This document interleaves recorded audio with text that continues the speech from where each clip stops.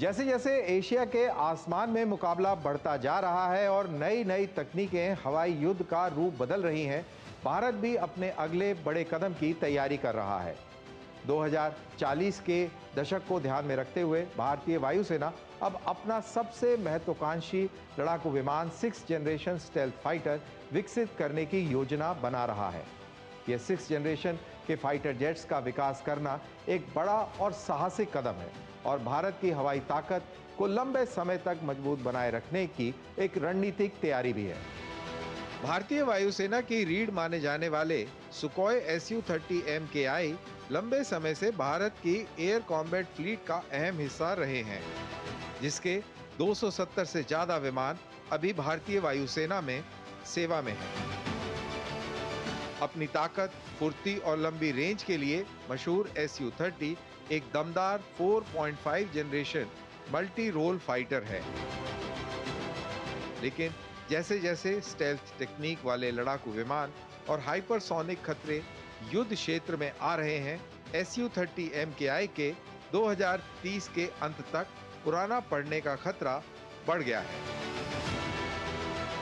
Su-30 MKI की ताकत और उपयोगिता को बनाए रखने के लिए भारतीय वायुसेना सुपर सुखोई अपग्रेड ला रही है, जिसमें स्वदेशी एसा रडार और नेक्स्ट जनरेशन वेपन सिस्टम शामिल किए जा रहे हैं।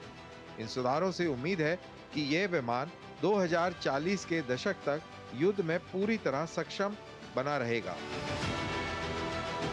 लेकिन असली चिंता क्या है?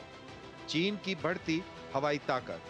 बीजिंग पहले ही J-20 स्टेल्थ फाइटर को अपनी वायुसेना में शामिल कर चुका है और अब उससे भी एडवांस प्रोटोटाइप, संभवतः J-36 या J-50 का परीक्षण कर रहा है।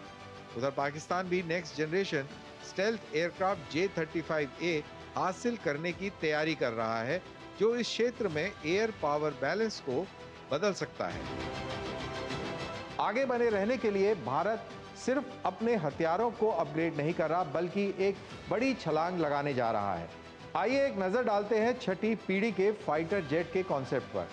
यह एक भारी 30 से 35 टन का लड़ाकू विमान होगा, जिसे सुखोई Su-30 की जगह लेने के लिए तैयार किया जा रहा है। यह आने वाले एमका से भी बड़ा होगा और भारत में अब तक बना सबसे स्मार्ट लड़ाकू विमान होने वाला है। भविष्य का यह fighter jet artificial intelligence, adaptive self यानी परिस्थिति के अनुसार छुपने की क्षमता और कैट्स वॉरियर जैसे बिना पायलट वाले लॉयल विंगमैन ड्रोन को कंट्रोल करने की क्षमता से लैस होगा। इसमें डायरेक्टेड एनर्जी वेपन्स भी लगाए जा सकते हैं और इसमें मॉड्यूलर सेंसर भी लंबी दूरी तक हमला करने की क्षमता रखेंगे।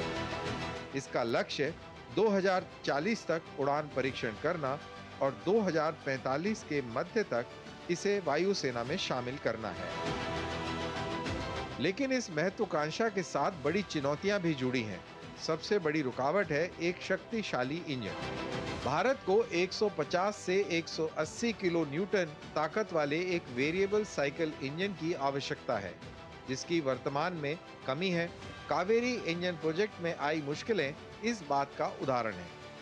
वित्तीय रूप से इस प्रोजेक्ट पर अगले 20 सालों में 20 से 30 अरब डॉलर तक का खर्चा हो सकता है और इसकी सफलता सिर्फ DRDO या HAL पर नहीं, बल्कि एक मजबूत निजी क्षेत्र और रिसर्च इकोसिस्टम पर निर्भर करेगी, जिसमें आर्टिफिशियल इंटेलिजेंस, मटेरियल साइंस और एरोस्पेस इनोवेशन जैसे क्षेत्र शामिल होंगे। विशेषज्ञों का मानना है कि इस कमी को दूर करने के लिए भारत को फ्रांस, ब्रिटेन या अमेरिका जैसे देशों के साथ मिलकर काम करना होगा। भारत का 6th जनरेशन फाइटर सिर्फ एक जेट नहीं, एक मजबूत इरादे की घोषणा है। ये एक साफ संकेत है कि 21वीं सदी की एयर पावर रेस में भारत पीछे नहीं रहेगा। इस लक्ष्य तक पहुंचने के लिए नई दिल्ली को दूरदर्शिता, साझेदारी और पूरे देश के सामूहिक प्रयास की जरूरत होगी। ये केवल एक मिलिट्री प्रोजेक्ट नहीं, बल्कि भारत के फ्यूचर एयर डोमिनेंस के लिए एक राष्ट्रीय मिशन है।